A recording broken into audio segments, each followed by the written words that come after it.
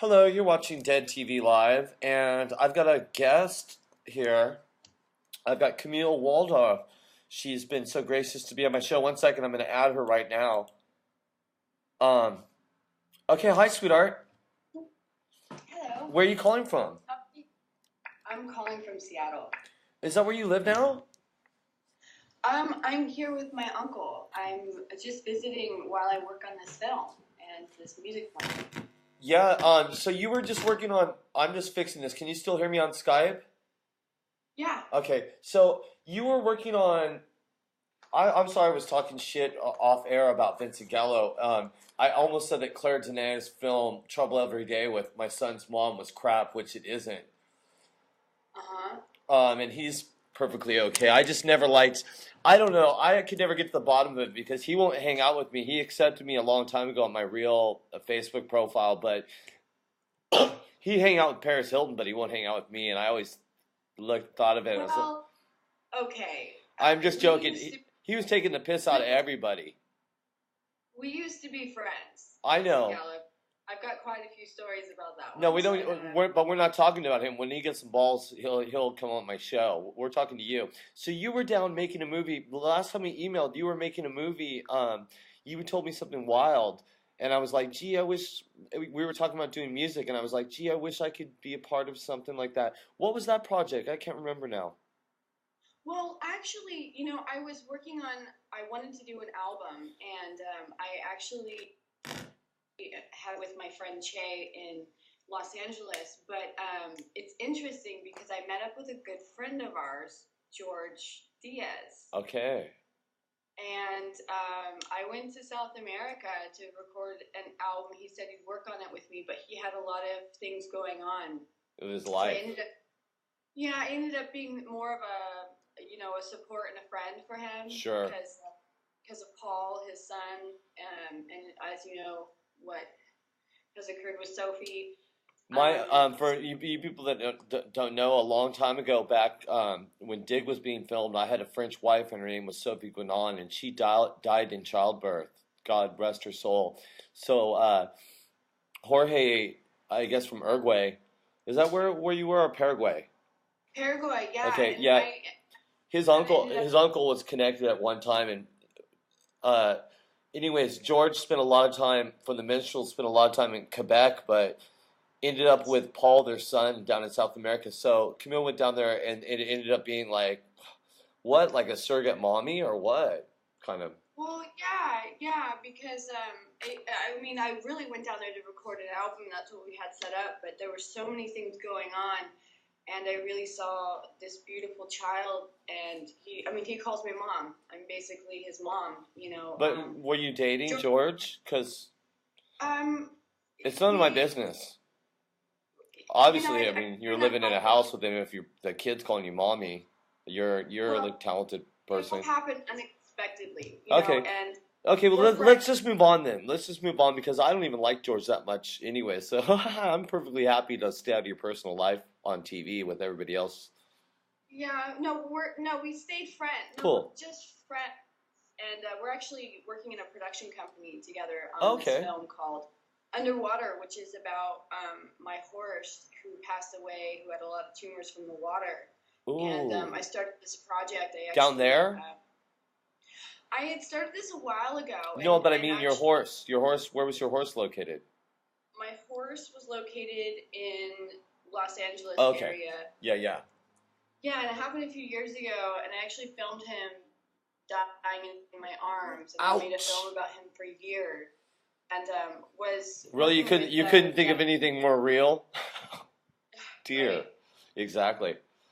Well, I'd be chasing it the rest of my life, telling a story, and I was doing a lot of documentary film, and I knew it was the most important moment of my life. So Wow.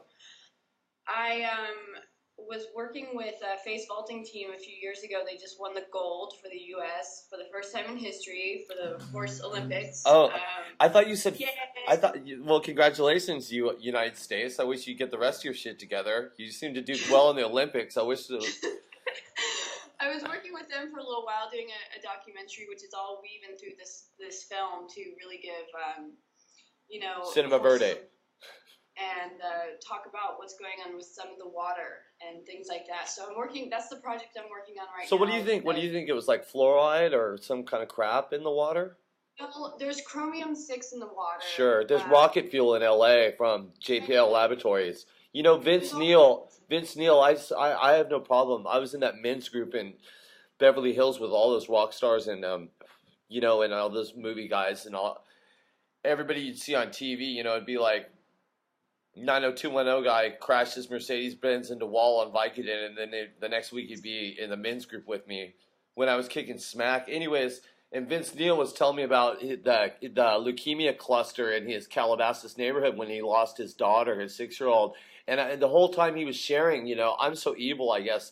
I was looking at him going, well, you're the one with like a hologram of a pentagram going, Hail Satan, every single concert. And what do you expect your daughter to grow up with lollipops for hair or something? You know, it's like, but while he was telling this tragic story, but long story short, JPL Laboratories in Southern California, they sold all this rich property to all these areas and all these runoff and flood control districts where they have horses and water that all goes into groundwater that's pumped out, and there's rocket fuel and God knows what. They tested everything out there. Yeah, I mean it's pretty bad, and so I really want to raise awareness for horses for filtrations. People really need to you know, kind of rise up in the communities with horses and filter their water, the horses, because they're amazing, suffering. huh? Amazing, because you're gonna do like mouth, tail, and mane. You're gonna spend like five bills on all the goodies to have like all this like Castlemaine shampoo or whatever the hell it is, right? And you're not gonna get an osmosis like quality filter for all your horses in the trough. You're just gonna let it be some like grungy moss of rocket fuel. Yeah, some people will filter it, some people don't, but it's really, really important because they already, you know, they only live until they're about 30. Sure. If they have a really good life. Sure. My horse lived till he was 28. His condition was a little bit deeper than that. He had a hole in his esophagus, and his intestine had been wrapping around it since he was a child, or since he was young, before I bought him. Wow. What the vet was able to see. And then there's tumors wrapped around strangling it. So I had filmed his recovery and filmed his surgery. You are making me cringe. Can we move on a little bit? Yes. Because I wasn't aware of this. I've been around horses and animals my whole life, you know, because I grew up in the unincorporated area of Newport Beach, and everybody had horses in their backyard. Down the street, every girl had a pony, and I was riding them. And the next door, the neighbors, me and Kelly, my little sister, were riding bareback when we were like 6 and 9, and we were going Comanche style like crazy. Me and cross-dressing neighbors, and you know, like like the teenage cross-dresser was like riding side saddle bareback. You know, it's just like we were going Wild West when I was a little kid. It was great. I was the cowboy. I actually wore blue jeans.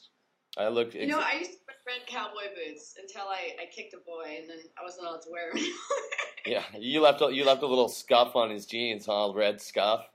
Oh, he ended up in the hospital. He probably just deserved it. Well, it's nothing to laugh at with little boys. My son Herman evidently jumped out of a tree and tore his hernia, and I was like, what?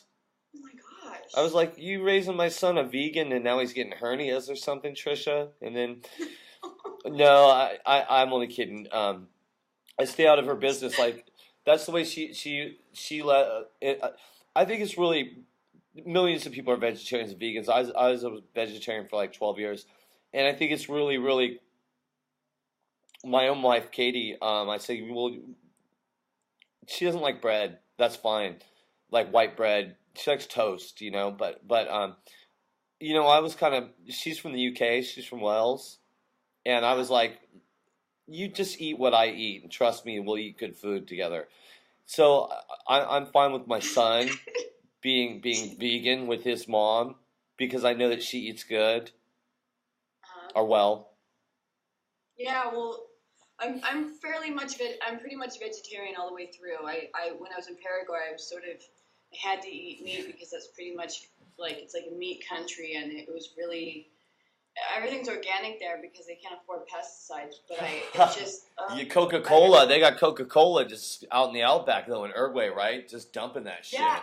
That's like the only. It looks like that's the only thing that kind of like came to the country or something. As far as like when you go around and they have all the old Coca-Cola signs everywhere, which is pretty cool. But I'm doing a documentary on Indian cowboys. God, you are all over the map. You better take some of my music for free and get famous. Anton, well, that's why I contacted you because actually I wrote a part for you in my film. Cool, because I'm going to do a film here in Berlin. Uli Schupel's going to do one. And I'm doing the whole music score, and I was like, if he had better work with me on this one. I hope you do. I got my whole studio up and running, so I'm ready to go anytime you are. So we should. I have an amazing. We should get real. We should get real and not give away any more goodies about our secrets. But we should just like commit to doing this. Yes, I have a question. Okay, now I'm gonna sue you, you bitch, if you fuck up because I got you on tape in front of witnesses. I have always been like a little sister, so. I know. I'm just kidding. It was Jeff Davies that was the weirdo, right? He was my bro for a while in LA. He's so good. He's good and charming. I just kicked his butt. But besides that, I love Davies. I know. I loved playing music with him. He was talented, but we should have been kicking the shit out of everybody in the world, and I couldn't get the guy out of bed. So. I know. I know. He probably saved my life by just being junkies. Where is he these days? I don't give a good goddamn. I've got a beautiful wife and I have a normal life and I'm not a junkie. So what do I care what he's doing? For all I care, he's making cupcakes with Dan Allaire out in L.A. Something. Oh, well, I hope that you absolutely work with me on this project. I have a really beautiful young man who has been dying to meet you. He's Billy Idol's son, and he's gonna be. I've asked him to play the lead in the film, and I actually wrote a part for you and him. Cool. Last night, so I'm ready. I'm ready, and I like Billy. I mean, I'm fine with. I mean, his son's amazing. Can I cut to a song? Yeah. While we're talking, for 1 second. Let me see if I can find this. Oh, okay, I can't. It's Jen. Let's play a real X. MP4. Hey, say hi to Willem, Anton. Oh yeah, I will. Yeah. Oh my God, it's not letting me import. Okay, let me do a part 2. Okay, give me 1 second. Okay. I'm gonna cut back to this. This is Dead TV Live.